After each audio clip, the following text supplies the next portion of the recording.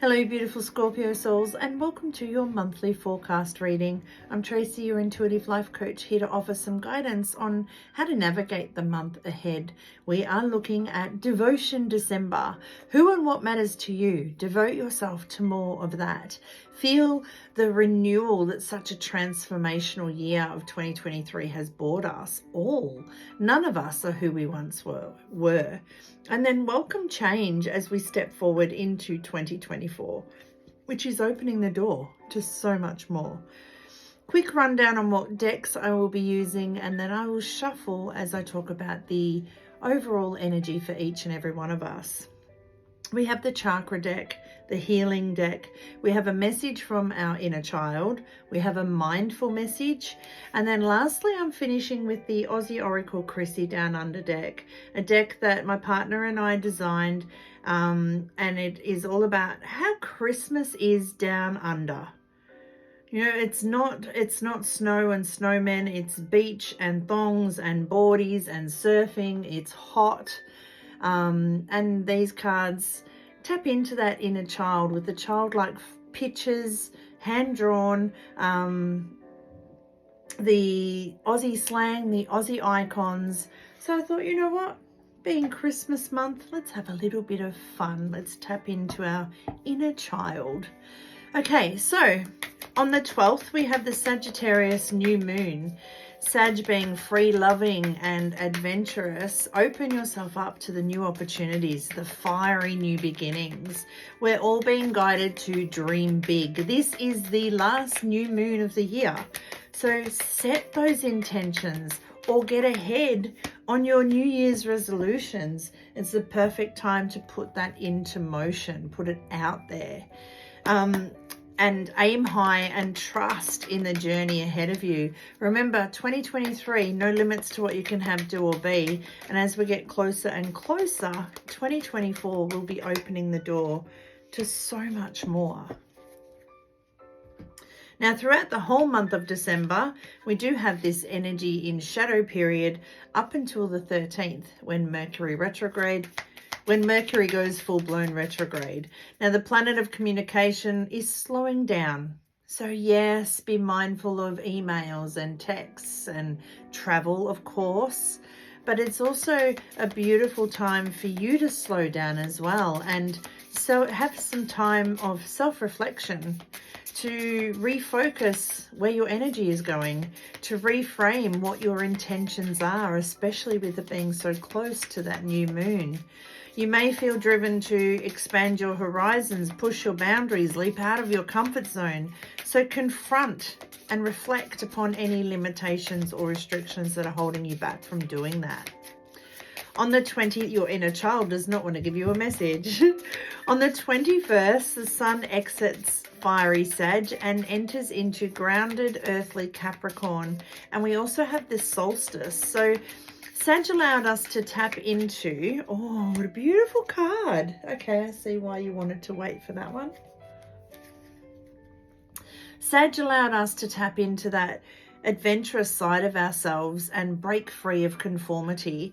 And Capricorn is all about getting the job done and getting it done well, and then grounding our dreams and desires into the now.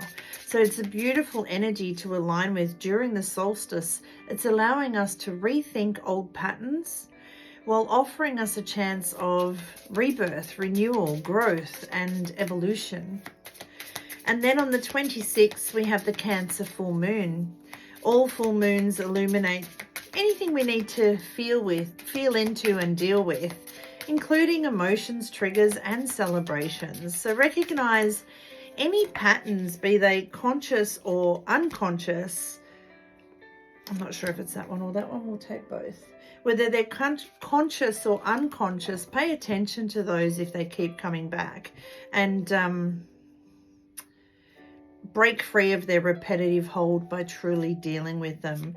Find more joy and meaning in all of your connections. As I'm about to read that, you get the hold tightly.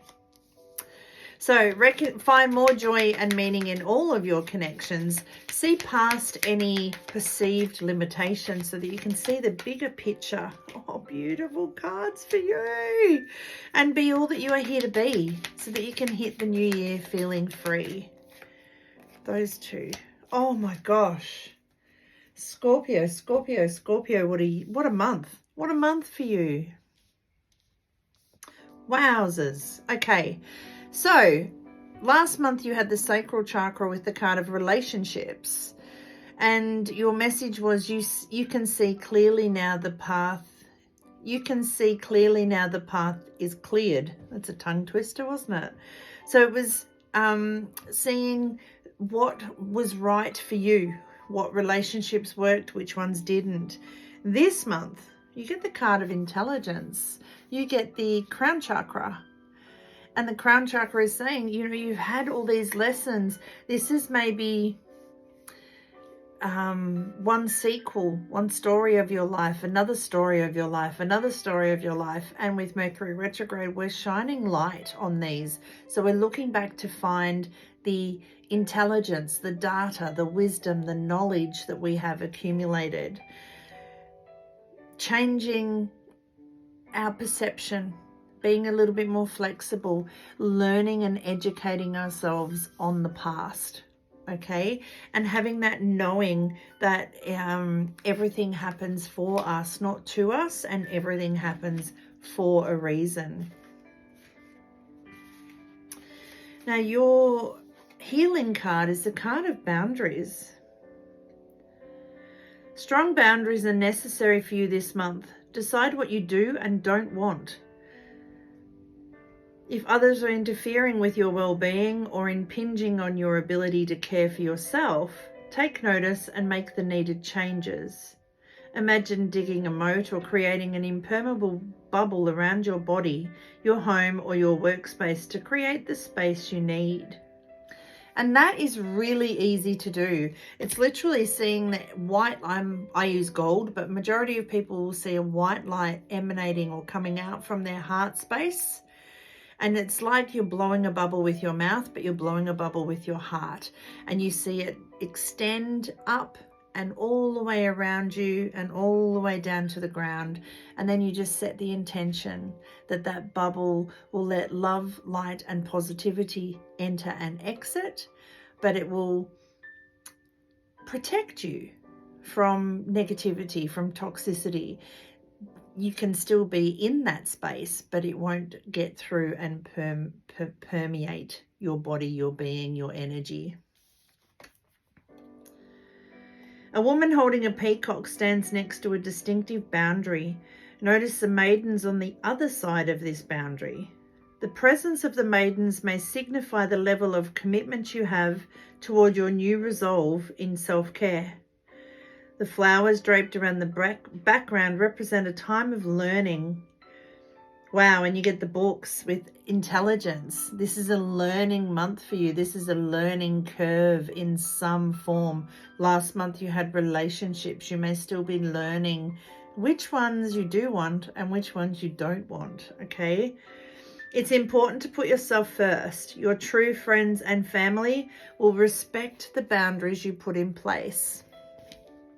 I always say life is a learning curve. We are constantly learning, growing, evolving, learning, growing, evolving, learning, growing, evolving. But when it comes to putting boundaries in place, we find out who has found us useful and who has been using us. Because the people who respect us and found us useful will be fine with these new boundaries. The ones who are using us and taking the piss, they're going to be the ones that push back. So pay attention to that as well. Because the rest of your cards are saying you are the creator of your happiness. And yes, you have this natural connection to all of these learnings, but it's about you following your heart, shining your light, strutting your stuff, being who you are here to be. And sometimes that means old relationships, people, places, situations that don't serve us may need to fall away. Natural connection. You are a bright and blooming being. But what I see here is these dandelions.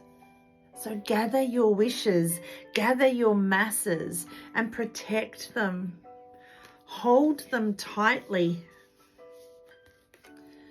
Take the things that come into your life lightly, not holding on too tight, so that when it comes time to let them go, they may go smoothly.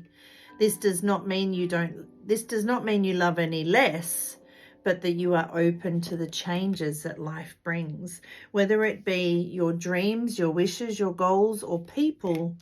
Don't hold on to them too tightly. Especially sometimes we hold on to something or someone that we know does not serve us, just because we're not sure who we are without them.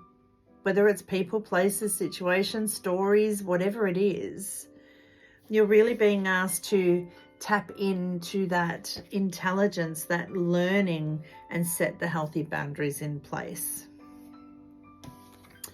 Follow your heart. Straight away, I want to say follow your heart. It's always the best place to start.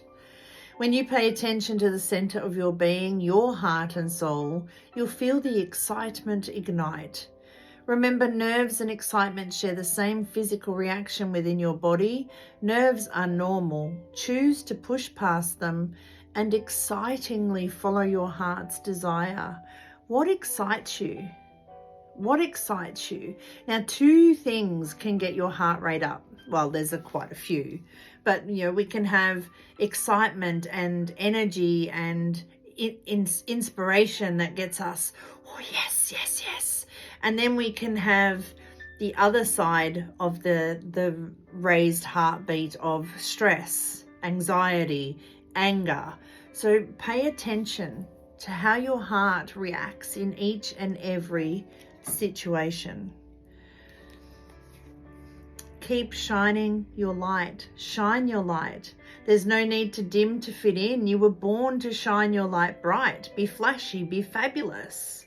And if you're too bright for some, let them wear their shades, but don't dim. Set those boundaries so that you can shine from within. And strut your stuff. The peacock struts with pride, integrity, grace.